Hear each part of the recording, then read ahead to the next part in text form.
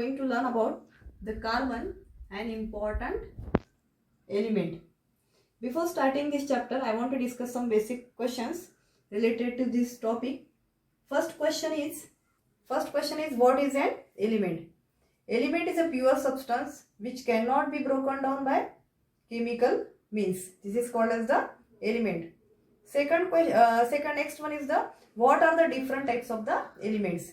Elements are generally classified into three main types: metallic elements, non-metallic elements, and metalloid. There are three main types of the elements: metallic elements, non-metallic elements, and metalloid. Second question is what remains behind on complete combustion of any organic compound? Actually, in any organic compound, carbon is the main element.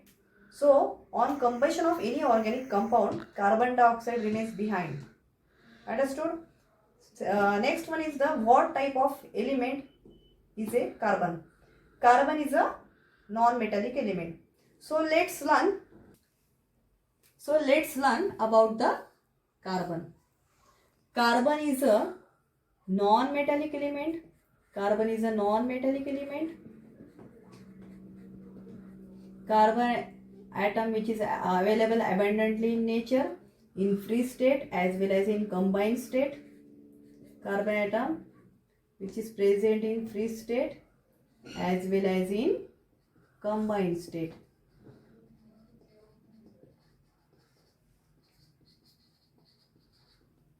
The atomic number of the carbon atom is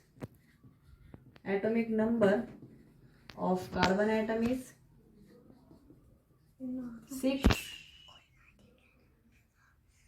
Atomic mass number of carbon atom is atomic mass number of carbon is 12. Electronic configuration of carbon atom is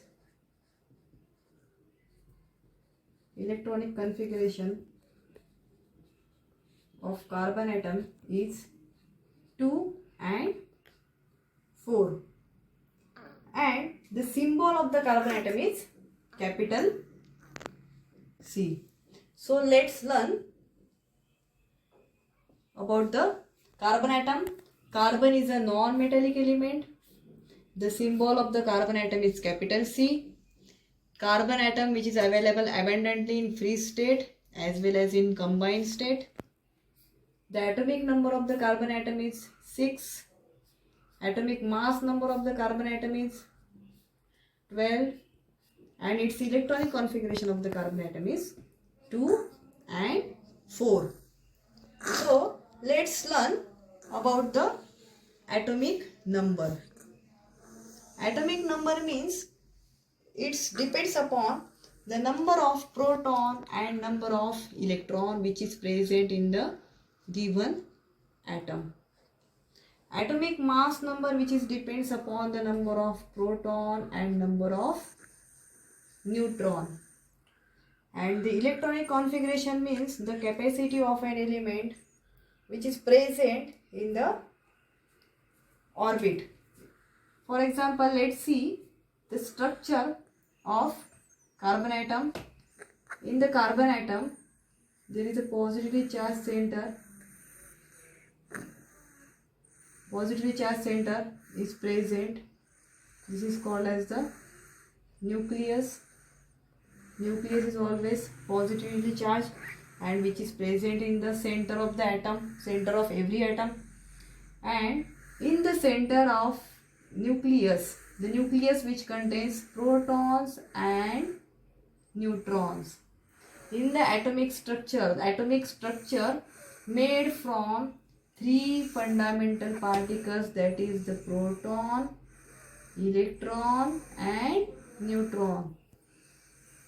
Every atomic structure made from these three subatomic particles. These three subatomic particles is also called as the fundamental particles. It is a basic particle. The atomic structure made from these three basic particles, that is the proton, electron and neutron. The proton and neutron which is present in the center of the atom, that is the nucleus. The nucleus which contains the proton and neutron. Proton has positive charge and neutron has no charge, and electron has negative charge. So proton and neutron which is present in the nucleus, and electrons which is present in the extranuclear part. This is the extranuclear part. The electrons which is present in the extranuclear part. Electron which revolves around the nucleus in their fixed orbit, in their fixed shell, in their fixed path. Understood? So, the proton and neutron which is present in the nucleus, and electrons which revolves around the nucleus in their fixed orbit. This is the structure of the atom. So, let's see the structure of the atomic structure of the carbon atom. In the center of the carbon atom,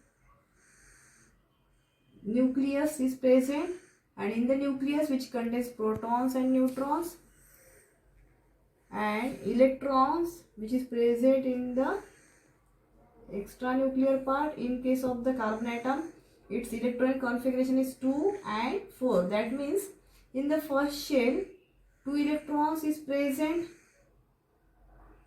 in carbon atom, 2 electrons which is present in the first shell, and remaining 4 electrons which is present in the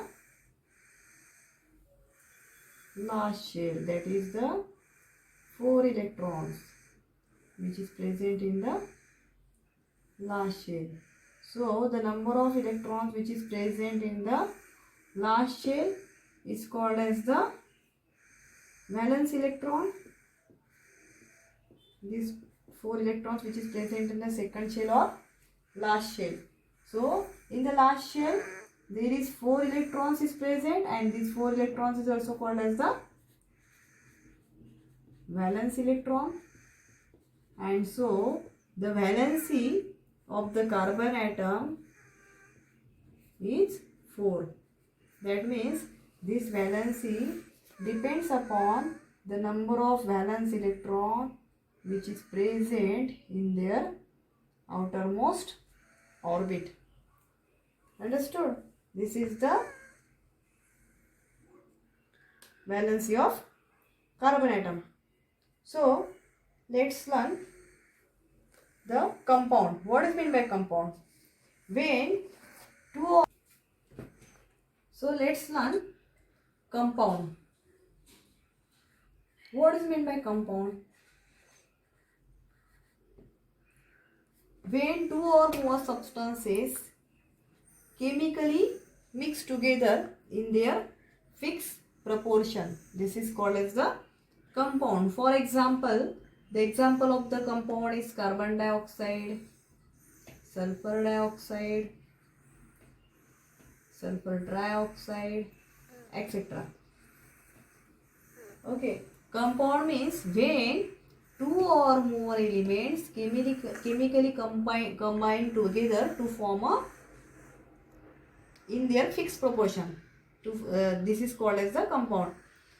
For example, in carbon dioxide, which contains 1 carbon atom plus 2 oxygen atom. So their proportion is fixed. That means in the carbon dioxide, which contains the proportion of the carbon and oxygen is 1:2. That means its proportion is fixed. What is meant by compound? When 2 or more substances chemically combine together, chemically mix together in their fixed proportion. This is called as the compound. Mainly, the compounds are classified into 2 types: organic compounds and inorganic compounds. Compounds are classified into 2 types: organic compounds and inorganic compounds.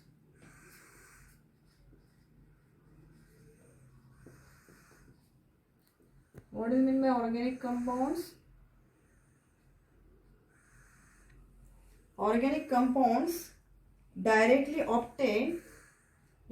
indirectly obtained from plants and animals are called as the organic compounds. Directly or indirectly obtained from plants and animals is called as the organic compound. And inorganic compound means the compounds obtained from minerals is called as the inorganic compounds. There are two types of compounds are there. Organic compounds, first one is the organic compound and second one is the inorganic compound. Organic compound means the compounds obtained directly or indirectly from plants and animals. This is called as the organic compound. And inorganic compound means the compounds obtained from minerals is called as the inorganic compounds. All organic compounds contain carbon as a main element. Carbon as a main element. All organic compounds contain carbon is the main element, even in the cellular RNA and DNA that transfers the hereditary characters from one generation to another generation. Okay, understood? So carbon is the main element in all the organic compounds in cellular, DNA and RNA. Carbon is the main element.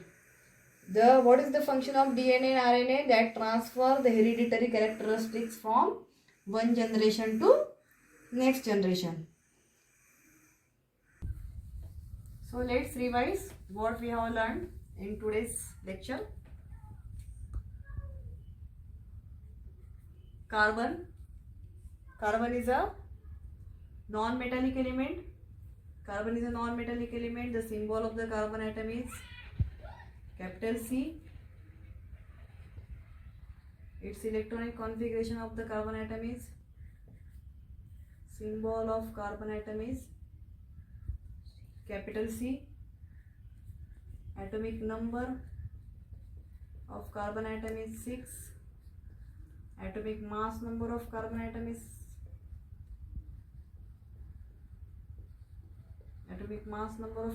is 12.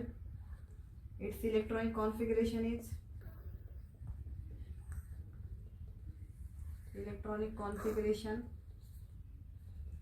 is 2 and 4, and the valency of the carbon atom is 4. Okay. So next, what we have learned next,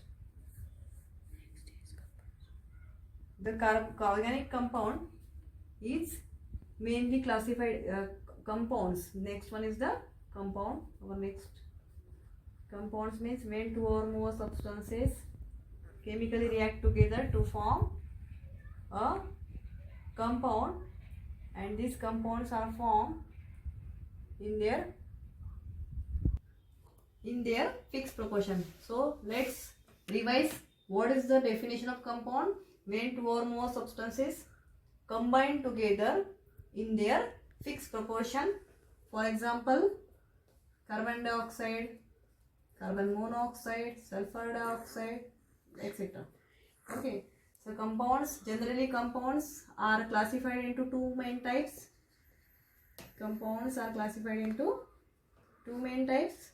Organic compound and inorganic compound.